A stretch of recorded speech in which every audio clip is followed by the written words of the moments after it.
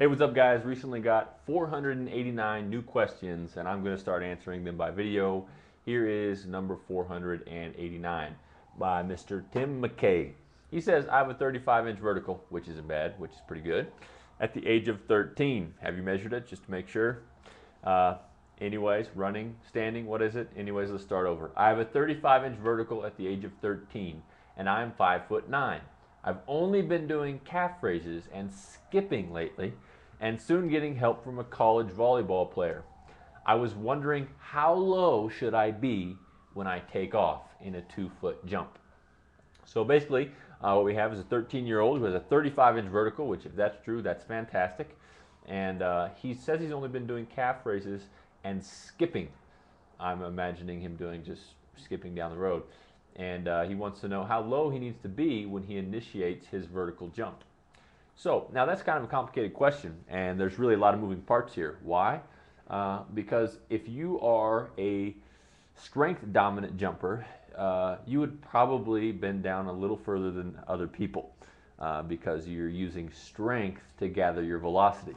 If you are more of a plyometric jumper, meaning you're relying on the elasticity of your muscles, the elasticity of your tendons in order to jump higher, then you're probably not going to you're probably not going to bend down near as low because the reaction, that kind of spring back from your tendons is going to be faster. And I'm not telling you need to switch to the other. I think it could possibly be detrimental for me to say, oh, you're only going down to, 15-degree angle, 20-degree angle. Why don't you try and go down to, such and such angle? That's not necessarily a good thing because it's likely that you've adapted to where your strength and muscular angles are most favorable. Sometimes I see somebody who obviously they're going way too far down, or that portion of the form is just way out of whack. But usually I see people who are at varying degrees of counter movements, and it seems to be what works for them, and I usually don't try and mess with that. However, I would say that the degree of angle is not usually more than, say, a 45-degree angle, less if you're going to be a plyometric jumper, and more around that if you're more of a strength jumper. So think of this would be, if you were bent 90 degrees would be, like sitting on a chair 90, 45, so you're going to be less than a 45-degree angle most of the time. Whether that angle comes for your hips or your knees will also depend on whether you're a quad dominant jumper or a glute dominant jumper, and most jumpers are quad dominant, and that's fine because quads have the greatest leverage to send you upwards. Controversial statement, potentially, so I know some of you might disagree with that, but we've looked at hundreds of videos of jumpers, and what we've seen is that even the most elite level jumpers are at a joint angle that favors their quads.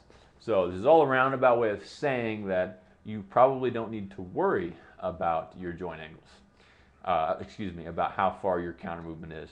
What you more need to worry about is, the velocity, the acceleration of your approach, your footsteps, making sure that your body is pretty erect and that you're staying. If you step too far, or if you get too far in front of yourself, you're not giving yourself a favorable angle to jump upwards, and you're probably breaking your approach, meaning you're slowing your own approach down. So if you would like, you can send me your video. Who is this again? It was Tim McKay. If you'd like, you can send me your video and we'll have a look at it.